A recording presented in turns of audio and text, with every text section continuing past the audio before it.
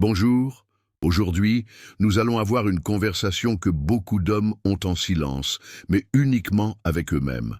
Nous allons parler d'un sujet entouré de mythes, de honte et, trop souvent, d'une anxiété profonde. La masturbation et son lien supposé avec le cancer de la prostate. Le titre de cette vidéo est direct car le sujet l'exige. Attention hommes, ce n'est pas pour créer la peur, bien au contraire. C'est un appel à porter notre attention sur la vérité, afin de démanteler la peur qui se nourrit de l'ignorance et du silence. Depuis des générations, la santé masculine, et en particulier la sexualité, est un domaine rempli de non-dits. Et dans ce silence, la désinformation prospère. Beaucoup d'hommes, peut-être vous qui me regardez, ont grandi avec un sentiment de culpabilité ou de doute. Vous vous êtes peut-être demandé, dans le secret de vos pensées, si un acte aussi naturel et privé pouvait avoir des conséquences néfastes sur votre santé. Est-ce que je me fais du mal? Est-ce que cela augmente mes risques? Cette anxiété secrète, cette peur de ne pas savoir, peut être plus dommageable pour votre bien-être que la vérité elle-même. Mon objectif aujourd'hui est simple, remplacer cette peur par la connaissance. Nous allons aborder ce sujet non pas sous l'angle de la morale ou de l'opinion, mais sous l'angle de la science. Je vais vous présenter ce que les études médicales les plus sérieuses, menées sur des dizaines de milliers d'hommes pendant des décennies, nous disent réellement sur le lien entre la fréquence d'éjaculation et la santé de votre prostate. La vérité que je vais partager avec vous pourrait vous surprendre, elle pourrait vous soulager. Et plus important encore, elle vous donnera les moyens de prendre le contrôle de votre santé en vous basant sur des faits et non sur la peur. Alors, je vous invite à mettre de côté les tabous et les idées préconçues le temps de cette vidéo. Engageons-nous dans une conversation d'adultes, honnête et éclairée. Une conversation essentielle pour votre tranquillité d'esprit et pour la protection de votre santé à long terme. Maintenant que nous avons établi un espace de confiance, laissons de côté les opinions, les mythes et la culpabilité pour nous tourner vers ce qui compte vraiment, les faits scientifiques. La question au cœur de l'anxiété de beaucoup d'hommes est simple. La masturbation cause-t-elle, oui ou non, le cancer de la prostate? La réponse courte, basée sur les données scientifiques les plus robustes dont nous disposons aujourd'hui, est non. En réalité, les preuves les plus solides suggèrent même le contraire. Pendant des années, ce mythe a persisté, alimenté par un manque d'études sérieuses et par des tabous culturels. Mais au cours des 2 dernières décennies, des chercheurs de renommée mondiale ont mené de vastes études épidémiologiques pour clarifier ce lien. La plus célèbre d'entre elles est probablement celle menée par l'université de Harvard, dans le cadre de la Health Professionals Follow-up Study. Cette étude a suivi près de 32 000 hommes sur une période de 18 ans, une échelle massive qui donne un poids considérable à ces conclusions. Alors, quelle est cette vérité que les scientifiques ont découverte? Les chercheurs n'ont trouvé absolument aucun lien entre la masturbation et une augmentation du risque de cancer de la prostate. Mais ils ont trouvé autre chose, une corrélation surprenante et significative. Ils ont découvert que ce qui semblait importé n'était pas l'acte lui-même, mais la fréquence d'éjaculation. Les résultats de cette étude, corroborés par d'autres recherches, sont frappants. Les hommes qui rapportaient une fréquence d'éjaculation élevée, définie dans l'étude comme 21 fois ou plus par mois, présentaient un risque de développer un cancer de la prostate environ 20% plus faible que les hommes qui éjaculaient moins souvent, par exemple entre 4 et 7 fois par mois. Il est important de noter que l'étude a constaté que cet effet protecteur était valable que l'éjaculation provienne d'un rapport sexuel ou de la masturbation. La question logique qui en découle est « pourquoi ?» Quel est le mécanisme biologique qui pourrait expliquer cet effet protecteur? Les scientifiques ont plusieurs hypothèses. La théorie principale est appelée l'hypothèse de la stagnation prostatique. Pour la comprendre, imaginez la prostate comme une petite usine qui produit en permanence une partie du liquide séminal. Si cette usine n'expulse pas régulièrement ses produits, les sécrétions peuvent stagner dans les minuscules canaux de la prostate. Cette stagnation pourrait permettre à des substances potentiellement cancérigènes, à des cristaux ou à des agents inflammatoires de s'accumuler, créant un environnement propice au développement de cellules anormales. L'éjaculation régulière agirait donc comme un nettoyage ou un rinçage bénéfique, expulsant ces substances avant qu'elles ne puissent causer des dommages. D'autres hypothèses suggèrent que des éjaculations fréquentes pourraient réduire le stress et la tension psychologique qui ont un impact sur le système immunitaire ou encore favoriser un renouvellement cellulaire sain au sein de la prostate. Maintenant, il est absolument crucial de mettre cette information en contexte, et c'est là que j'en appelle à votre plus grande attention. Ces études montrent une corrélation, un lien statistique, pas nécessairement une relation de cause à effet direct. Et cela nous amène à une question pratique. Faut-il se forcer à atteindre un certain nombre d'éjaculations par mois?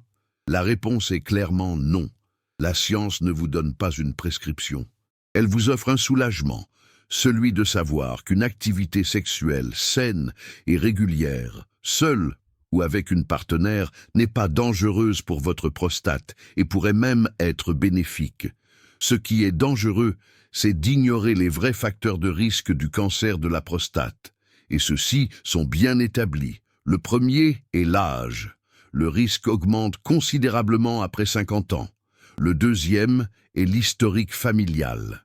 Si votre père ou votre frère a eu un cancer de la prostate, votre risque est beaucoup plus élevé. Le troisième est l'origine ethnique. Les hommes d'ascendance africaine ont un risque plus élevé et souvent des formes plus agressives. Enfin, le mode de vie. Une alimentation riche en graisses saturées et pauvre en fruits et légumes, ainsi que l'obésité, sont associés à un risque accru. L'information sur la fréquence d'éjaculation est une pièce intéressante et rassurante du puzzle. Mais elle ne doit jamais remplacer ce qui constitue votre véritable ligne de défense. Une alimentation saine, de l'exercice, le maintien d'un poids santé et surtout un suivi régulier avec votre médecin. La peur de la masturbation est un poids inutile. La véritable attention doit être portée sur ces facteurs concrets et sur le dépistage précoce. Maintenant que nous avons remplacé la peur par la science, la question la plus importante est: que faisons-nous de cette connaissance? Comment pouvons-nous, dès aujourd'hui, passer de la simple information à l'action concrète pour protéger notre prostate? Je vais vous proposer un plan d'action en 2 volets. Le premier volet concerne notre approche de la sexualité et le second, le plus crucial, concerne les piliers fondamentaux de la prévention du cancer de la prostate. Volet 1. Adopter une approche saine et déculpabilisée de la sexualité. C'est un acte physiologique normal qui, loin de nuire à votre prostate, pourrait même faire partie d'un ensemble de facteurs protecteurs. Acceptez cette vérité et libérez-vous de toute anxiété ou honte que vous pourriez ressentir.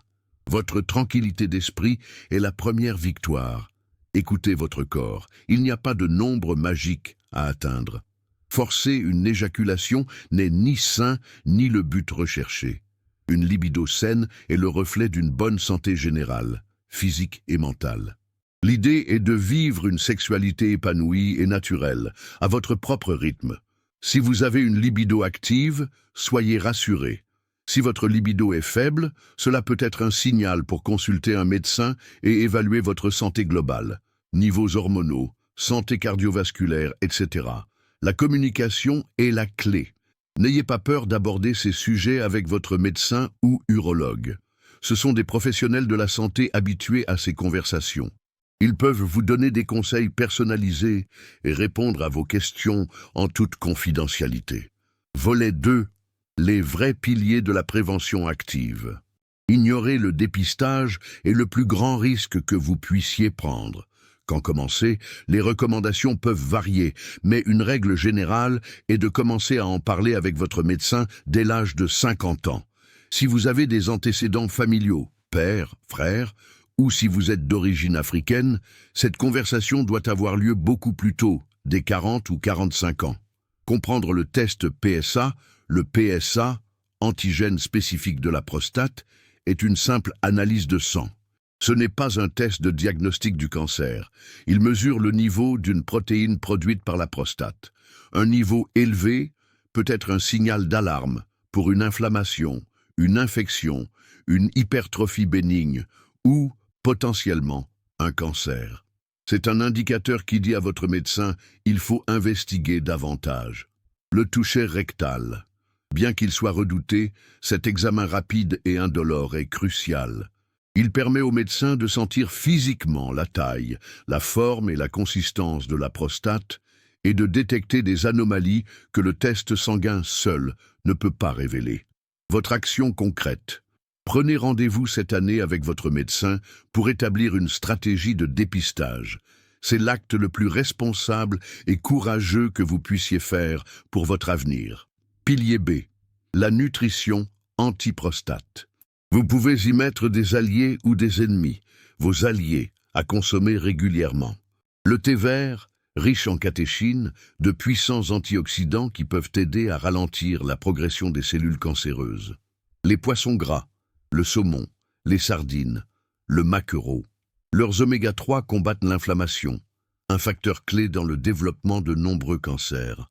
Vos ennemis, à limiter, les produits laitiers riches en matières grasses, qui ont également montré une corrélation avec un risque accru dans certaines études. Pilier C. L'exercice physique, le mouvement protecteur. L'exercice aide à maintenir un poids santé. L'obésité est un facteur de risque majeur, réduit l'inflammation dans tout le corps, renforce le système immunitaire et aide à réguler les hormones. Votre plan d'action. Personnalisé, la checklist. Action médicale. Prendre rendez-vous avec mon médecin ce mois-ci pour discuter du dépistage de la prostate. Action nutritionnelle. 1. Ajouter de la sauce tomate et du brocoli à ma liste de courses de cette semaine. Action nutritionnelle. 2. Remplacer au moins 2 repas de viande rouge par du poisson gras cette semaine. Action. Mouvement. Faire une marche rapide de 30 minutes aujourd'hui après avoir regardé cette vidéo. Ce ne sont pas des changements drastiques. Ce sont des actions intelligentes et ciblées qui, ensemble, construisent une forteresse de protection autour de votre prostate. Nous voici au terme de cette conversation importante. Nous avons commencé dans le silence et l'incertitude, en abordant un sujet que beaucoup considèrent comme tabou. Nous avons confronté la peur, la culpabilité et les mythes qui les accompagnent.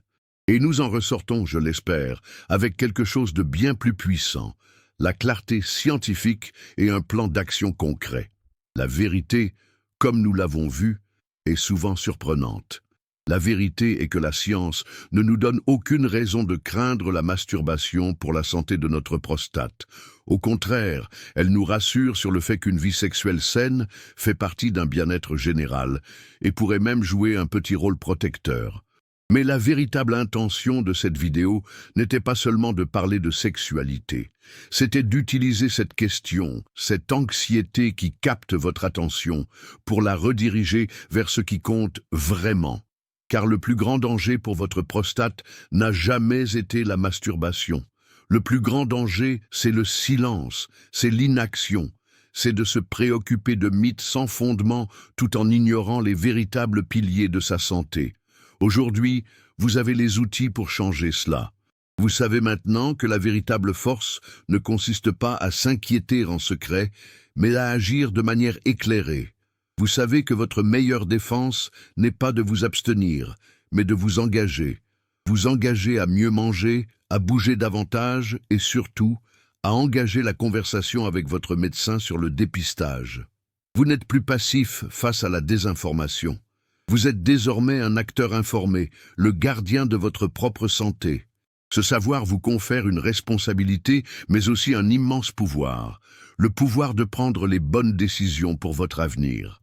Alors, si je devais vous laisser avec un seul appel à l'action, un seul geste à faire après avoir éteint cette vidéo, ce ne serait pas un conseil sur votre vie sexuelle. Ce serait celui-ci. Prenez votre téléphone, appelez le cabinet de votre médecin, et prenez ce rendez-vous que vous avez peut-être repoussé. Demandez-lui quand vous devriez commencer le dépistage de la prostate. C'est l'action la plus concrète, la plus courageuse et la plus importante que vous puissiez entreprendre. Partagez cette vidéo avec un ami, un frère, votre père. Brisez le silence. De la peur à la connaissance, de la connaissance à l'action. Voilà le chemin. Je suis le docteur William Yamamoto. Ne laissez plus jamais la peur guider les décisions concernant votre santé. Prenez-en le contrôle. C'est l'acte le plus responsable que vous puissiez faire.